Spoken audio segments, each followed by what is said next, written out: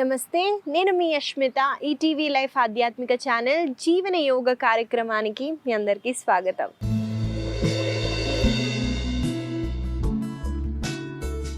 ఎలా ఉన్నారండి మీరంతా? నేనైతే చాలా బాగున్నాను. మీరందరూ కూడా బాగుంటారండి, ఎందుకంటే మీరు జీవన యోగాని అలవాటు చేసుకున్నారు కాబట్టి.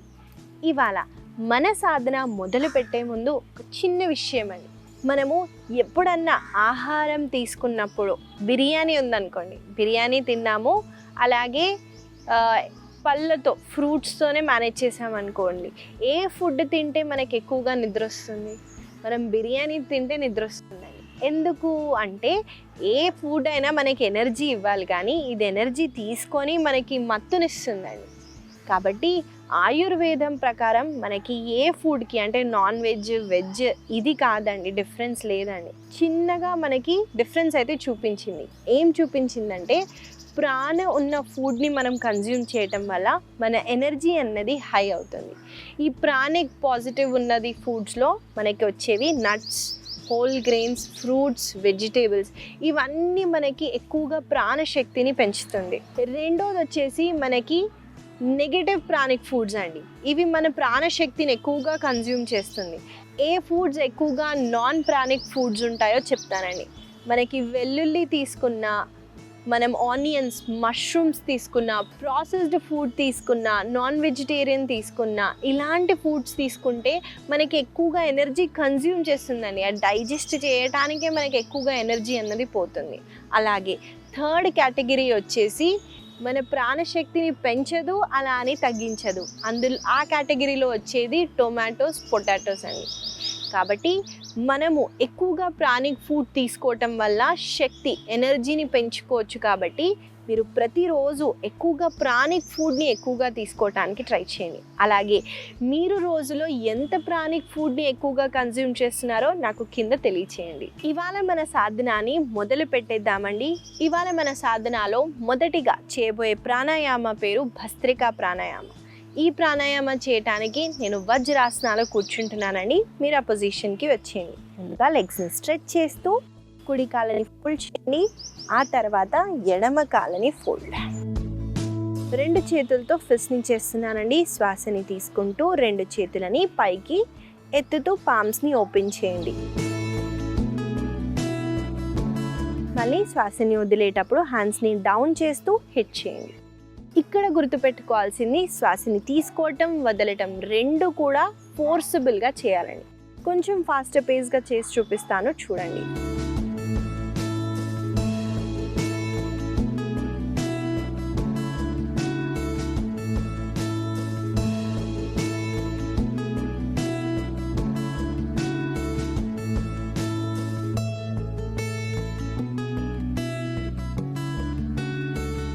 అలాగే ఈ ప్రాణాయామ చేసేటప్పుడు మనం ఇక్కడ హిట్ చేస్తున్నామని, ఎనర్జీని హై చేయటానికి ఈ హిట్ అన్నది చాలా అవసరం. కాబట్టి కొంచెం కాన్షియస్గా చేయండి. ఈ ప్రాణాయామ చేయటం వల్ల మనకి ముక్కులో బ్లాకేజెస్ ఉన్నా, లేదా లేజీగా ఇవాళ చాలా బద్ధకంగా ఉంది, అసలు నాకు ఏం చేయాలి అని అనిపించకపోయినా ఈ ప్రాణాయామ చేసి చూడండి. ఎనర్జీ అన్నది ఇన్స్టెంట్గా అప్లిఫ్ట్ అవుతుంది. ఈ ప్రాణాయామాన్ని కలిసి మనం కొన్నిసార్లు ప్రాక్టీస్ చేద్దాము. నాతో పాటు మీరు చేయండి. ఎక్కడన్నా మీకు హెవీగా అనిపిస్తే, అంటే ఎక్కువగా అనిపిస్తే జస్ట్ రిలాక్స్ అయ్యి మీరు జస్ట్ మీ శ్వాస మీద దృష్టి పెట్టి మళ్ళీ కంటిన్యూ చేయడానికి ట్రై చేయండి.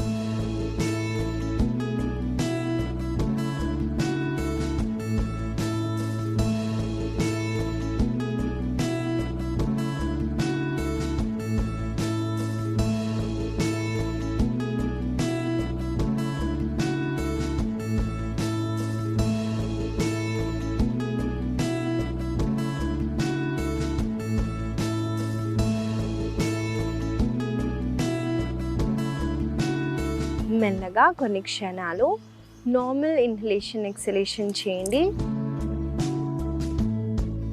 ఇప్పుడు రెండు చేతులని ఇలా కప్ షేప్లో పెడుతూ, కళ్ళ పైన పెడుతూ, ఒక బ్యూటిఫుల్ స్మైల్తో ముందుగా మీ చేతులని చూస్తూ కళ్ళని తెరవండి. మెల్లగా లెగ్స్ని కూడా రిలాక్స్ చేయండి. ఇప్పుడు లెగ్స్ని ఎక్కువసేపు కూర్చున్నందుకు కొంచెం స్ట్రెయిన్ అవుతుంది, కాబట్టి లెగ్స్ని ఇలా ట్యాప్ చేస్తూ ఉన్న టెన్షన్ని రిమూవ్ చేయండి.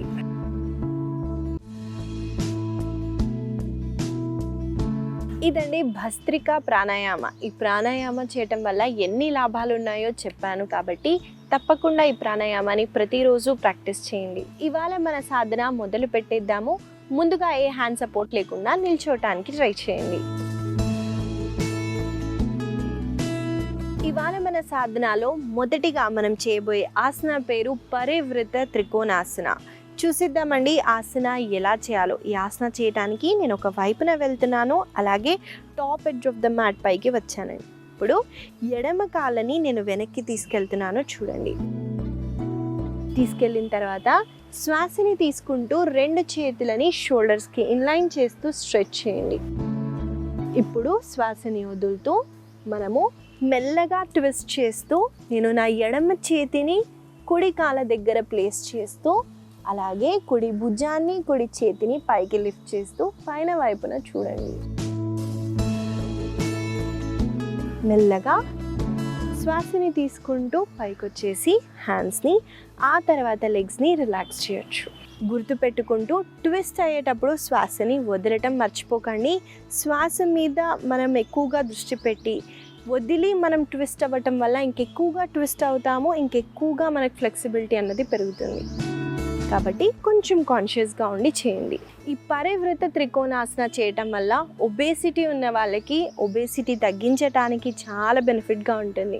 మన 2 కాళ్ళల్లో ఉన్న వెనకాల భాగానికి, అలాగే మనం ట్విస్ట్ అవ్వటం వల్ల అబ్డామినల్ ఆర్గాన్స్కి, మనం చెస్ట్ని బాగా ఓపెన్ చేస్తున్నాం కాబట్టి మనకి ఇక్కడున్న చక్రాన్ని యాక్టివేట్ చేయడానికి చాలా బెనిఫిట్గా ఉంటుంది. కాబట్టి మనం కలిసి ఈ ఆసనాన్ని 2 కాళ్ళతో కొన్నిసార్లు చేద్దాము. నాతో పాటు మీరు చేయండి.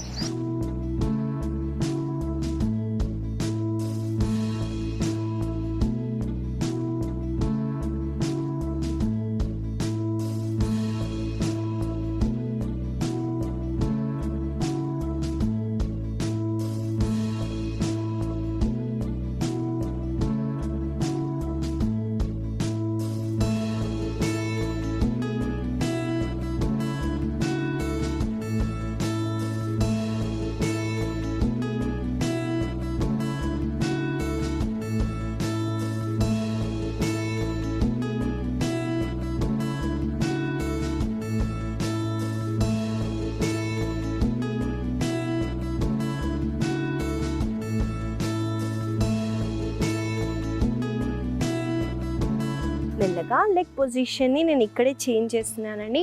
మీకు కుదిరితే చేయండి, లేదా లెగ్ని రిలాక్స్ చేసి వేరే కాళ్ళని వెనక్కి తీసుకెళ్ళండి.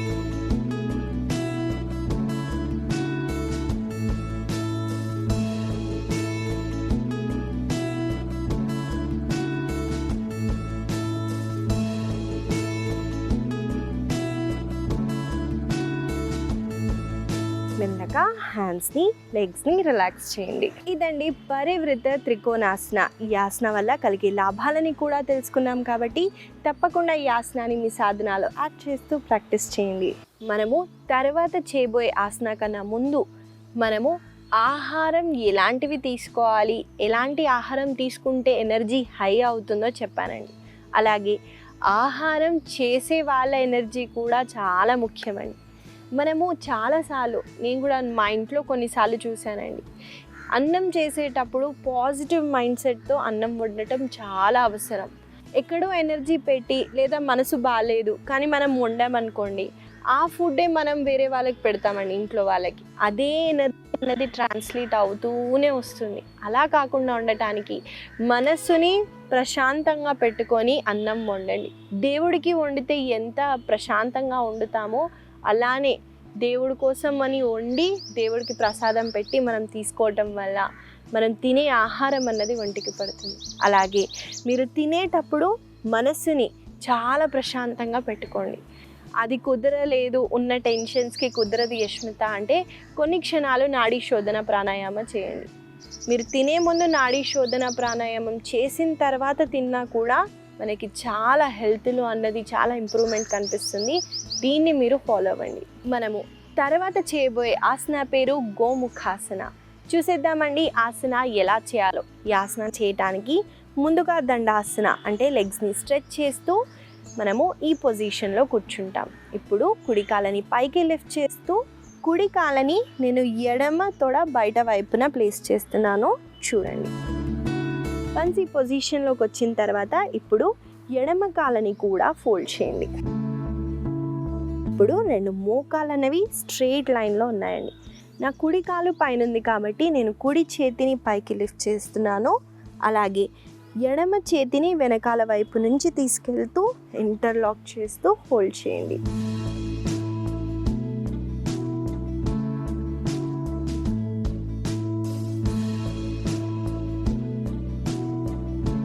మెల్లగా హ్యాండ్స్ని రిలీజ్ చేస్తూ ఈసారి మనము వేరే వైపున చేస్తాం.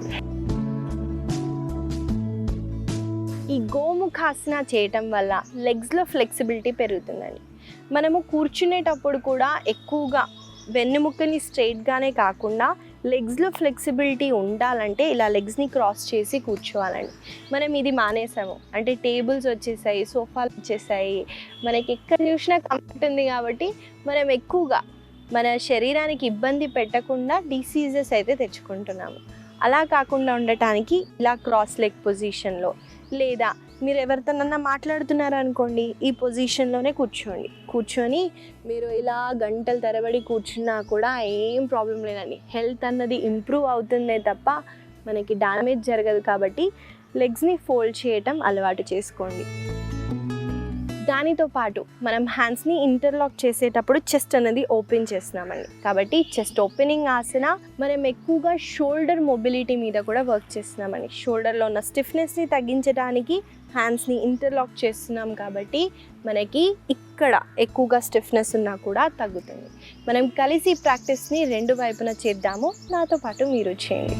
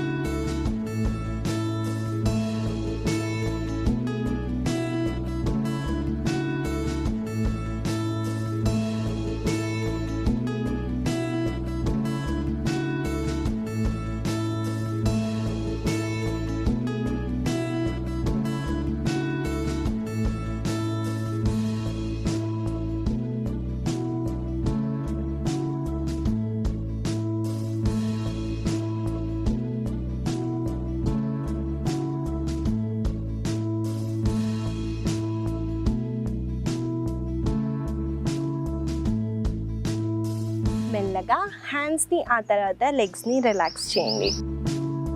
ఇదండి గోముఖాసన.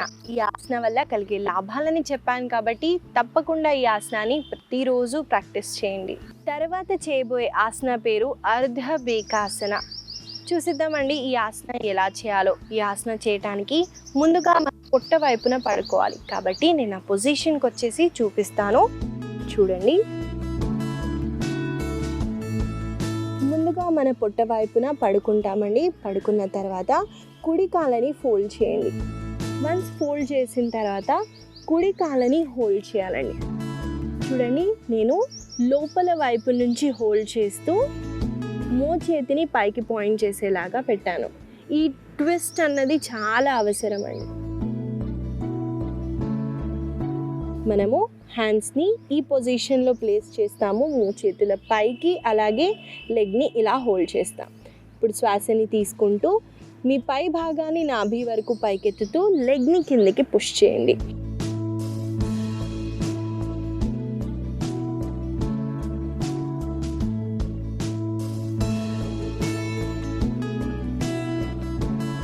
ఈసారి ఎడమ కాళ్ళతో చేస్తాం.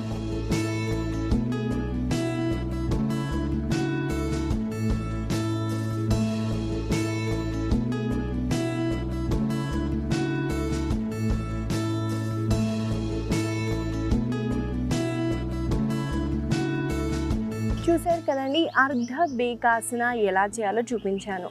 ముఖ్యంగా మోకాల నొప్పులున్న, మనకి యాంకిల్ దగ్గర పెయిన్ ఉన్న వాళ్ళు అవాయిడ్ చేయండి, లేదా ప్రతి ఒక్కరూ ప్రాక్టీస్ చేయొచ్చు. ఈ ఆసనాన్ని మనం కలిసి కొన్నిసార్లు చేద్దాము. ఆ తర్వాత ఆసన వల్ల కలిగే లాభాలను అయితే తెలుసుకుందాం.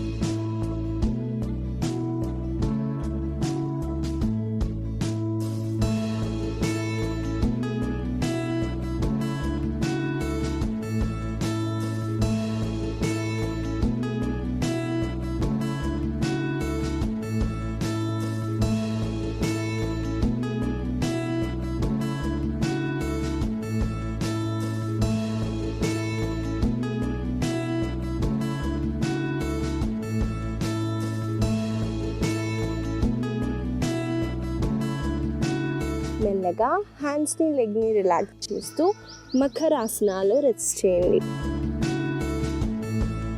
మెల్లగా ఒకవైపున తిరుగుతూ సుఖాసనాలో కూర్చోండి. ఇదండి అర్ధ బేకాసన. యాంకిల్లో ఉన్న మొబిలిటీని పెంచడానికి ఈ ఆసన చాలా బెనిఫిట్గా ఉంటుంది. మనము పైకి లిఫ్ట్ చేసేటప్పుడు బ్యాక్ మజిల్స్ని స్ట్రెంథెన్ చేయడానికి, అలాగే ఇక్కడ మనకి మంచి స్ట్రెచ్ని అయితే మనం అబ్జర్వ్ చేయొచ్చు. ఈ ఆసనాలు నేను చెప్పినట్టు మోకాల నొప్పులు ఉంటే అవాయిడ్ చేయండి, ఎందుకంటే ఇంటెన్స్గా లెగ్ని కిందికి పుష్ చేస్తామండి. నీ పెయిన్ ఉంటే అది ఎక్కువగా ఎగ్రివేట్ అవుతుంది, కాబట్టి కొంచెం జాగ్రత్తగా చేయండి. ఈ ఆసన వల్ల కలిగే లాభాలని కూడా తెలుసుకున్నాం, కాబట్టి తప్పకుండా ప్రతిరోజు ప్రాక్టీస్ చేయండి. మనము తర్వాత చేయబోయే ఆసన పేరు సేతు బంధాసన.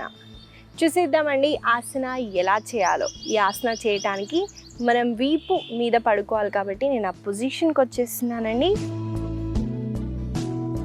ముందుగా మన వీపు పైన ఇలా పడుకుంటూ ఇప్పుడు రెండు కాళ్ళని ఫోల్డ్ చేస్తూ ఎంత అయితే అంత దగ్గరికి తీయడానికి ట్రై చేయండి. మీ రెండు మోకాలు పైకి పాయింట్ చేసేలాగా పెట్టండి.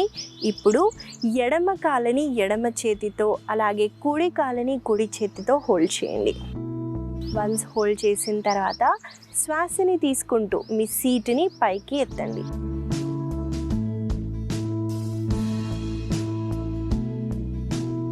శ్వాసని వదులుతూ డౌన్. మళ్ళీ శ్వాసని తీసుకుంటూ పైకి, శ్వాసని వదులుతుంటాం. చూసారు కదండి, చాలా సులువుగా ఉంది. ఈ ఆసనాన్ని మనం కలిసి కొన్నిసార్లు ప్రాక్టీస్ చేద్దాము. నాతో పాటు మీరు చేయండి.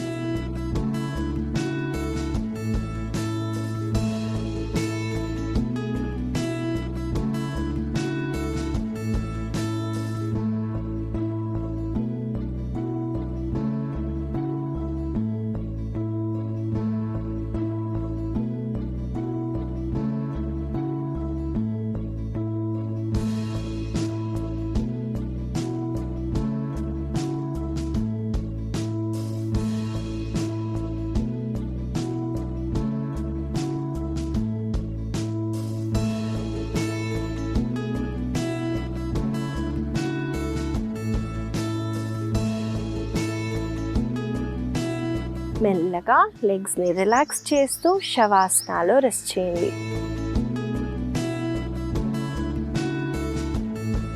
మెల్లగా ఒకవైపున తిరుగుతూ సుఖాసనాలో కూర్చోండి. ఇదండి సేతు బంధాసన. మనము సీటుని పైకెత్తే ప్రాసెస్లో ఈ గ్లూట్స్ దగ్గర మనకి మంచి టోనింగ్ అన్నది జరుగుతున్నది. పైకి లిఫ్ట్ అయ్యేటప్పుడు బ్యాక్ మజిల్స్ పైన మనకి ఎక్కువగా ఒత్తిడి పడుతుంది. కాబట్టి ఆ మజిల్స్ని స్ట్రెంథెన్ చేయడానికి, భుజాలని స్ట్రెంథెన్ చేయడానికి ఇక్కడ ఎక్కువగా కాంట్రాక్షన్ జరుగుతుంది. కాబట్టి థైరాయిడ్ గ్లాండ్కి చాలా బెనిఫిట్గా ఉంటుందండి ఈ సేతు బంధాసన. ఇవండి ఇవాళ మన ఆసన సాధన. మనం ముఖ్యంగా స్ట్రెంథెనింగ్ అలాగే ఫ్లెక్సిబిలిటీ పెరగడానికైతే చేసాము. వీటిని గుర్తుపెట్టుకుంటూ రోజు పొద్దున్న సాయంత్రం వేళలో తప్పకుండా ప్రాక్టీస్ చేయండి. ఇవాళ నేను మీకు ఇచ్చే చిన్న సలహా ఏంటంటే అండి, ఫుడ్ గురించి మాట్లాడాం కాబట్టి శరీరంలో ఇన్ఫ్లమేషన్ ఎక్కువగా ఉంటే, ఇన్ఫ్లమేషన్ అంటే ఏంటంటే తెలుగులో కొంతమంది నీరు ఫామ్ అయింది అంటారండి. కాళ్ళల్లో నీరుంది అందుకే వాపు ఉంది అని తెలుసండి, అందరికీ తెలుసు. మొహం వాపు వచ్చేస్తుంది, కాళ్ళు వాపు వస్తాయి. ఇవి ఏదో ఫ్యాట్ వల్ల రావండి, ఇన్ఫ్లమేషన్ ఎక్కువైనా వస్తుంది. కాబట్టి ఇన్ఫ్లమేషన్ ఎక్కువగా ఉంటే మనము యాంటీ ఇన్ఫ్లమేషన్వి ఎక్కువగా తీసుకోవాలండి. అందులో పసుపు అలాగే అల్లం అన్నది ఎక్కువగా మేజర్ రోల్ అయితే ప్లేస్ చేస్తుందండి. పసుపు పౌడర్ రూపంలో కాకుండా మనకి పసుపు కొమ్ము దొరుకుతుందండి, పచ్చి కొమ్ము. ఆ కొమ్ము వాడండి. అలాగే జింజర్ని అలవాటు చేసుకోండి. పచ్చిగా నమ్మలినా కూడా పొద్దున్న ఏం పర్లేదండి, హెల్త్ ఇంప్రూవ్ అవుతుంది. ఈ ఇన్ఫ్లమేషన్ని తగ్గించడానికి చాలా ఉపయోగపడుతుంది. ఈ చిన్న సలహా మీకు ఉపయోగపడుతుందని ఆశిస్తూ మళ్ళీ కలుద్దాం.